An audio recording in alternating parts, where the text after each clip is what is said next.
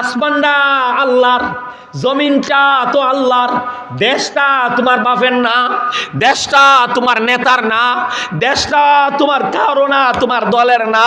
লাহু মা ফিস সামাওয়াত, আসমানে যা আছে সব কিছু আল্লাহর। ওয়া মা ফিল আরদি, জমিনে যা কিছু আছে সব কিছুর একমাত্র মালিক হলেন আল্লাহ। তাহলে এই জমিনে বিধান চলবে একমাত্র কার? আল্লাহ।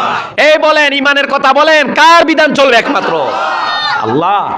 তাহলে যে বিধান যে পালন করি না, এটা গুনাহ করতেছি, এটা হারাম করতেছি, এটা কবিরা গুনাহ করতেছি। এটার জন্য সবসময় লজ্জিত মাথা নোয়া রাখতে হবে।